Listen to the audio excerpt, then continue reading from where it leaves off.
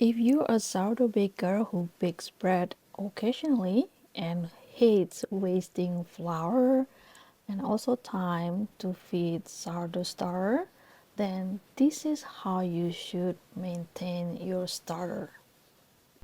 This is how much sourdough starter that you can keep. It's about 10 grams of starter. It's enough to make 1 or 2 loaves of sourdough breads. Because 1 loaf of sourdough bread that uses around 500 grams or 1 pound of flour will only require 50 to 200 grams of sourdough starter.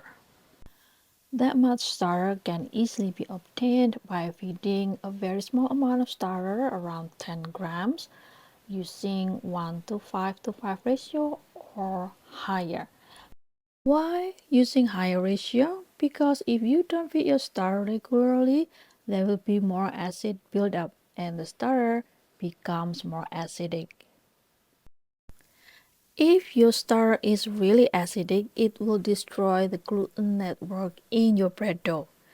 That's why we will need to feed it at higher ratio to lower the acid load from the starter. For example, in this video, I assume that I need 100 grams sourdough starter to leaven bread dough.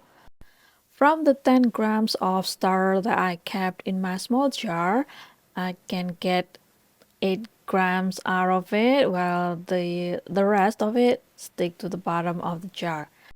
Since I need 100 grams of sourdough starter for my bread dough, I can just add 50 grams bread flour and 50 grams water.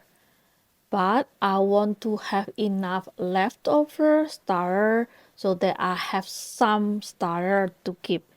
Therefore, I feed the starter by adding 53 grams water and 53 grams bread flour. In the end, I will have about 114 grams starter. The 100 grams of starter will be used to leaven bread dough, and I will keep the leftover, which is about 14 grams or less, because definitely some of it will stick to the bowl, to the spatula, or to the jar. So I will have 14 or less grams of starter to keep in the fridge for the next bake. To feed the starter, you just mix the starter, bread flour, and water until there's no dry flour remaining, and then put the new starter in a clean jar with a lid. The jar doesn't have to be airtight as long as there's not much airflow going on, so the starter will not dry out. Ferment this new starter at temperature between 18 to 28 degrees Celsius or 64 to 82 degrees Fahrenheit, with the sweet spot between 24 to 27 degrees Celsius or 75 to 80 degrees Fahrenheit. That is the point where there is balance between wild yeast and bacterial activities.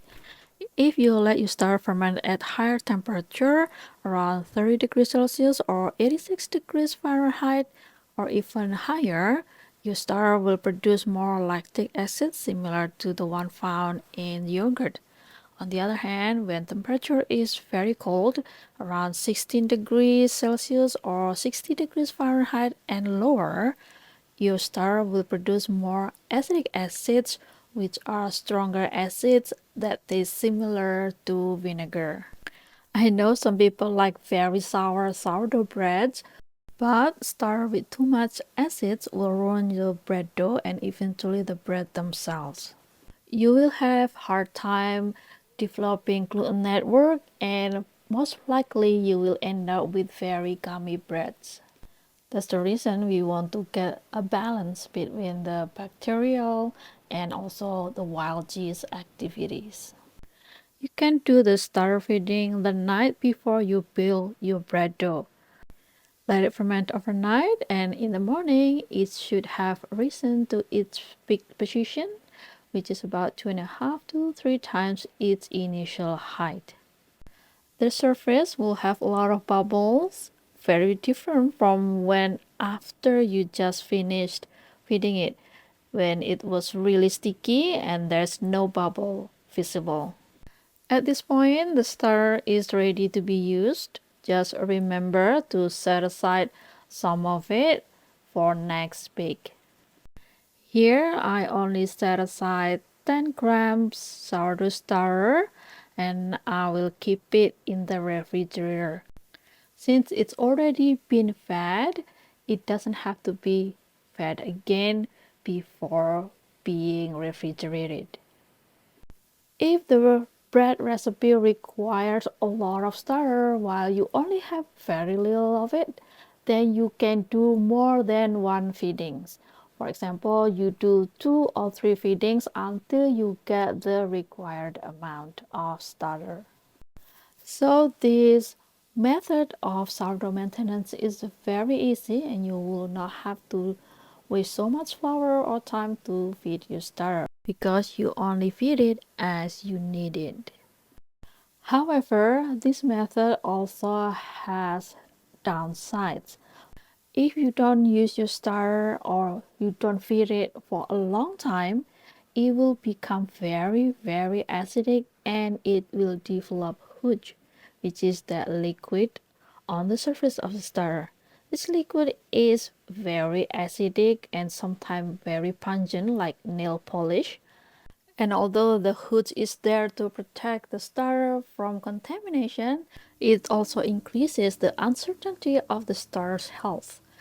It's most likely that the starter will be less active or more sluggish. If you have hoods on the surface of your starter, you can stir it back into the starter or dump it to lower the acid content of the starter. Then feed the starter like I showed you earlier. When the starter is runny and smells acidic, it's unhealthy. It needs more tender, loving care to be able to leaven bread dough properly. The longer you let your starter sit in the refrigerator without feeding, the more unpredictable your bread results will be. If you simply want edible sourdough bread, then you don't need to worry so much about the starter's health. You can even make sourdough bread with unfed starter. However, if you want sourdough breads with better flavor and texture, then I suggest you to do the feeding more frequently. A healthy sourdough starter should be able to rise to its peak position within 6 hours or less after a feeding at 1 to 1 to 1 ratio. And it smells like fermented bread dough, slightly sweet with a hint of acidity. In the next video, I will talk about how to take care of your starter to get the best sourdough breads possible.